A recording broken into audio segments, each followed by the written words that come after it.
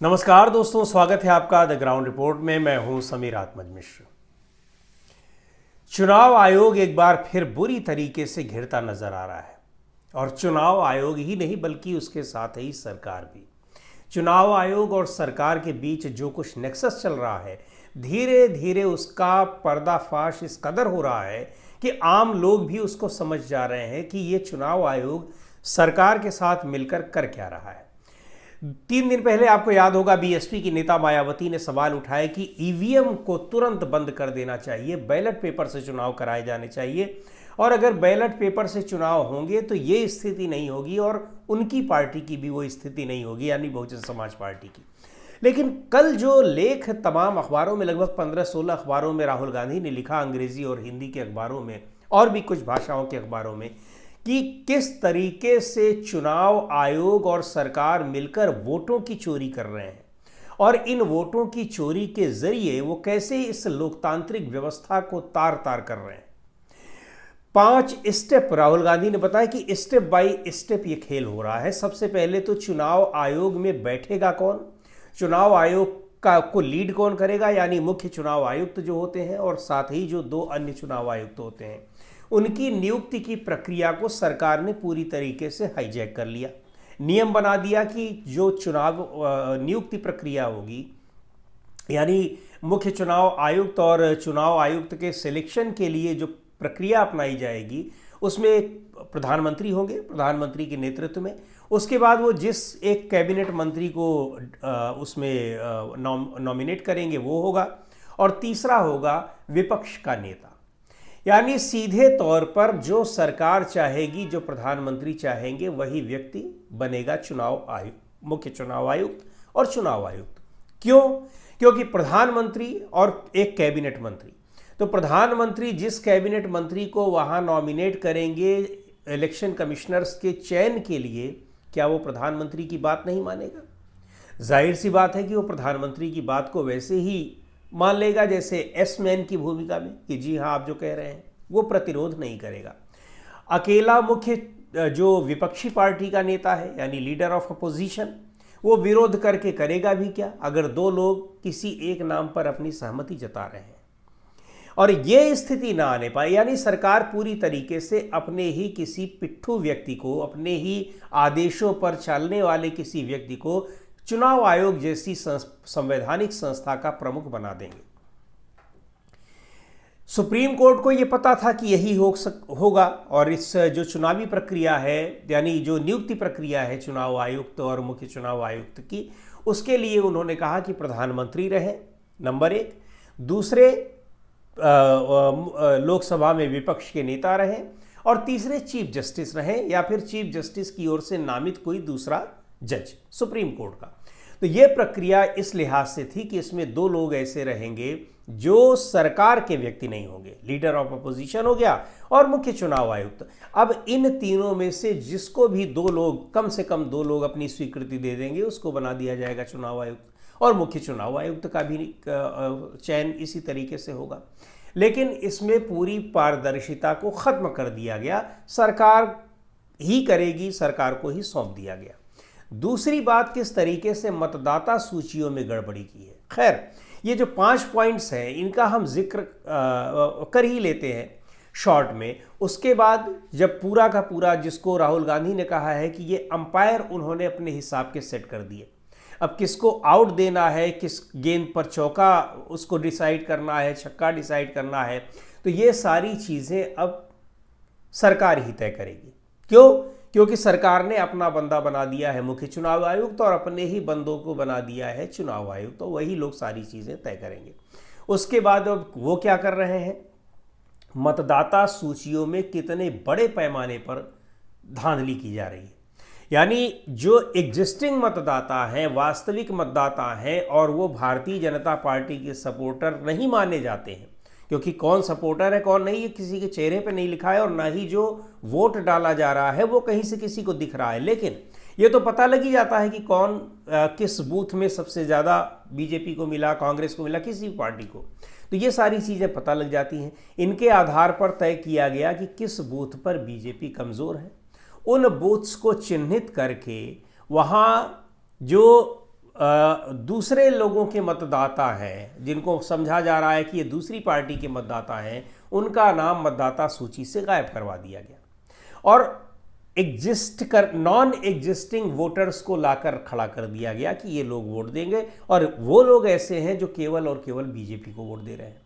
उसके बाद उन जगहों को चिन्हित किया गया, उन बूथ्स को चिन्हित किया गया। ये महाराष्ट्र के संदर्भ में राहुल गांधी ने लिखा हुआ है, लेकिन ये है हर चुनाव में ये चीज़ें दिखाई पड़ रही हैं। तो उसमें ये दिखाई पड़ा कि किस तरीके से किसी भी जगह को चिन्हित कर लिया गया, किसी बूथ को चिन्हित कर लिया गया और सीधे तौर पर वहाँ धांधली कर दी गई। तो ये सारे सवाल राहुल गांधी चुनाव आयोग से पूछ रहे हैं कि आखिर इन सब के होते हुए कैसे उम्मीद की जा सकती है कि आने वाले दिनों में जहां विधानसभा चुनाव हो रहे हैं वहां चुनाव पारदर्शी तरीके से होंगे, क्योंकि ये व्यवस्था वहां भी अपनाई जाएगी। और चूंकि एक चुनाव आयोग जो है वो चुनाव आयोग में कई बार शिकायतें की गई हैं, लेकिन चुनाव आयोग जिस एक उपेक्षा के भाव से इग्नोर कर देता है शिकायतों को, विपक्ष की शिकायतों को कह देता है कि बेबुनियाद है, निराधार है, इनका कोई आधार नहीं है, लेकिन केवल इतना कह के, और कल जब राहुल गांधी का ये आर्टिकल छपा है, यानी ये उस पर लेख छपा है अखबारों में, उसके बाद भी चुनाव आयोग ने कहा कि हमने 24 दिसंबर 2024 को सारी चीज़ें स्पष्ट कर दी हैं। अरे भाई, आपने कहाँ स्पष्ट कर दी हैं? आपसे कहा जा रहा था कि मतदाता सूची, जिस पर सबसे बड़ा जो आरोप लग रहा है, ईवीएम के बाद सबसे बड़ा आरोप मतदाता सूचियों में गड़बड़ी को लेकर लग रहा है, तो उन मतदाता सूचियों को आप सार्वजनिक क्यों नहीं कर रहे हैं? सार्वजनिक इसलिए नहीं कर रहे हैं कि सारा खेल इन्हीं मतदाता सूचियों में किया गया है। कैसे? एग्जिस्टिंग मतदाता, और अगर वो बीजेपी के सपोर्टर नहीं माने जाते हैं, ये आइडेंटिफाई कर लिया गया है, उनके नाम सूची से हटा दिए गए और उनकी जगह पर तमाम ऐसे मतदाता जोड़ दिए गए जो कहीं एग्जिस्ट ही नहीं करते हैं। गुजरात का मतदाता वो पश्चिम बंगाल में जोड़ दिया गया है, पश्चिम बंगाल का मतदाता कहीं और जोड़ दिया गया है, यूपी का मतदाता कई जगह वोट दे रहा है, इस तरीके से। और कुछ ऐसे हैं उन मतदाताओं में से जो कहीं एग्जिस्ट ही नहीं करते, यानी वो वास्तविक हैं ही नहीं। और ऐसे करीब 39 लाख वोटर्स हैं। आपको याद होगा संजय राउत ने, जो शिवसेना के नेता हैं, उन्होंने चुनाव के बाद राहुल गांधी के साथ एक प्रेस कॉन्फ्रेंस की हुई थी, उसमें उन्होंने सीधे तौर पर कहा था कि ये 39 लाख वोटर ऐसे हैं जो हर राज्य में जाकर वोट दे देते हैं, लेकिन वो कहीं एग्जिस्ट नहीं करते। और ये सारी चीज़ें जो राहुल गांधी ने आंकड़े उपलब्ध कराए हैं, उससे पहले भी चुनाव आयोग को ये आंकड़े उपलब्ध कराए गए थे, उनसे बिल्कुल मेल खाता हुआ दिखाई पड़ रहा है। कई उदाहरण उन्होंने दिए हैं। एक तो ये उदाहरण दिया है कि 2019 से लेकर और 2024 के लोकसभा चुनाव तक में किस तरीके से मतदाताओं का परसेंटेज बढ़ता है, मतदाताओं की संख्या बढ़ती है। लेकिन और ये परसेंटेज होता है, कभी आधा % बढ़ा, कभी 1% बढ़ा, या 1 से थोड़ा ज़्यादा % बढ़ा। लेकिन 2024 के लोकसभा चुनाव में मतदाताओं की जितनी संख्या थी, उससे करीब 8% मतदाता बढ़ गए विधानसभा चुनाव में। लोकसभा चुनाव मई जून में हो रहे हैं, अप्रैल मई में हो रहे हैं, और विधानसभा चुनाव हो रहे हैं नवंबर में। यानी इन्हीं 6 महीनों में किस तरीके से 8%, लगभग 70 लाख मतदाता बढ़ गए। ये कहाँ से ये आंकड़ा आया? और उसके बाद जब वोटिंग हो रही है तो उस वोटिंग में 5 बजे के बाद वोटिंग बंद हो जाती है, लेकिन यहाँ 5 बजे के बाद करीब 39 लाख वोटरों ने अपने मतदान का प्रयोग किया है।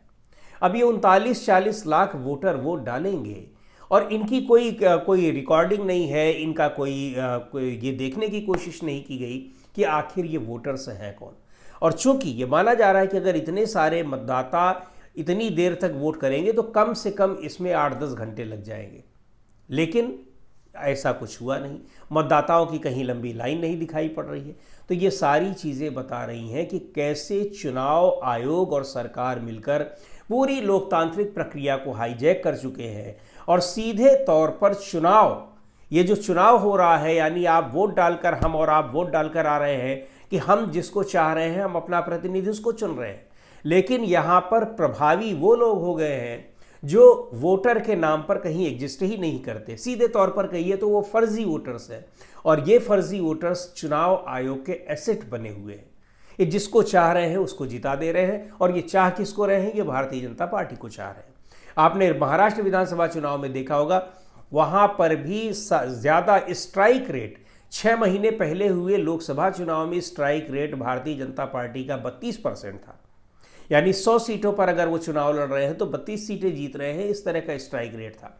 लेकिन 6 महीने बाद ही जब विधानसभा चुनाव होते हैं तो ऐसा ना जाने क्या बदलाव आ गया कि स्ट्राइक रेट लगभग 90% पहुंच गया। यानी 100 अगर चुनाव लड़ रहे हैं तो 90 लोग जीत रहे हैं। कैसे ये संभव हो गया? ये बहुत हैरानी की बात है। और इस पर भी हैरानी की बात तो सबसे ज़्यादा वो है जिस तरीके से चुनाव आयोग ने जवाब दिया है। एक जिस पत्र के माध्यम से ये जवाब दिया गया है, किसी के सिग्नेचर नहीं है। जिस पत्र के माध्यम से जवाब दिया गया है उसमें कहा गया है कि हम ये सारे आरोप निराधार हैं और इसका हम जवाब दे चुके हैं। तो आरोप निराधार है तो आप उन सारे आरोपों का खंडन करते हुए उन आंकड़ों को प्रस्तुत करते हुए आप उनको निराधार बताइए। आप तो अभी पूरी मतदाता सूची तक नहीं दे पा रहे हैं जिसकी डिमांड हो रही है। और कहा गया कि 5 बजे के बाद जो अगर वोट डाले जा रहे हैं उसकी वीडियोग्राफी आप उपलब्ध कराइए, आप वो भी नहीं उपलब्ध करा रहे हैं। कोर्ट में आपसे दस्तावेज मांगे जा रहे हैं तो आप जाकर नियम ही बदल देते हैं रातों रात कि इस तरह के दस्तावेजों को हम आपको दे नहीं सकते हैं। पहले वो नियम कानून नहीं है लेकिन आप अचानक उस नियम को बदल देते हैं। तो ये सारी चीज़ें दिखा रही हैं कि किस तरीके से सरकार और चुनाव आयोग मिलकर एक ही पार्टी की सरकार को लगातार बनाए रखे हुए हैं और चाहते हैं कि आगे भी ऐसा ही होता रहे। लेकिन जिस तरीके से सामाजिक संगठन हैं, सार्वजनिक संगठन हैं, सोशल मीडिया है, मेन स्ट्रीम मीडिया से अलग मीडिया है, यानी जो हम लोग हैं यूट्यूब मीडिया, वहाँ से ये बातें निकलकर साफ तौर पर चली आ रही हैं कि कैसे चुनाव आयोग को हाईजैक कर रखा है सरकार ने और सरकार के इशारे पर वो काम कर रहा है। एक बात और, राहुल गांधी पर इतना बड़ा आरोप अगर लगा रहा है चुनाव आयोग कि वो गलत बोल रहे हैं तो राहुल गांधी के खिलाफ जाकर उसको केस करना चाहिए, क्योंकि ये मिस इन्फॉर्मेशन कह रहा है चुनाव आयोग कि मिस इन्फॉर्मेशन वो दे रहे हैं, गलत जानकारी दे रहे हैं। तो अगर गलत जानकारी दे रहे हैं तो चुनाव आयोग के पास वकीलों की इतनी भारी भरकम टीम होती है, वो सीधे क्यों जाकर कोर्ट का सहारा नहीं लेती है कि ये व्यक्ति हमारी मार्केट को ख़राब कर रहा है। लेकिन ऐसा वो नहीं करेगा क्योंकि वो जान रहा है कि इनमें से 95% चीज़ें जो है वो सही। तो बहुत बुरी तरीके से घेर दिया है राहुल गांधी ने एक बार फिर चुनाव आयोग को। और अब ऐसा माना जा रहा है कि पिछले काफ़ी दिनों से जो एक प्रतीक्षित एक देशव्यापी मार्च और देशव्यापी आंदोलन की तैयारी थी ईवीएम को लेकर, ईवीएम के खिलाफ और ये चुनावी जो धांधली है उसके खिलाफ, उसका समय लगता है आ गया है। और अब सड़कों पर लोग निकलने की तैयारी कर रहे हैं क्योंकि ईवीएम के खिलाफ और चुनावी प्रक्रिया में धांधली के खिलाफ सड़कों पर उतरने का ऐलान मायावती भी कर चुकी हैं और अपने समर्थकों को, अपने मतदाताओं को उन्होंने सीधे तौर पर इसके लिए प्रोत्साहित किया है। तो अब ये देखने वाली बात है कि आगे होता क्या है। बने रहिए द ग्राउंड रिपोर्ट के साथ। इस कार्यक्रम में इतना ही। अगले कार्यक्रम में फिर मिलेंगे एक नए विषय के साथ, एक नए मुद्दे के साथ। द ग्राउंड रिपोर्ट के यूट्यूब चैनल को आपने अब तक सब्सक्राइब न किया हो तो ज़रूर कर लें। हमारे वीडियोस को लाइक करें, शेयर करें और अपने सुझाव भी हमें ज़रूर भेजें।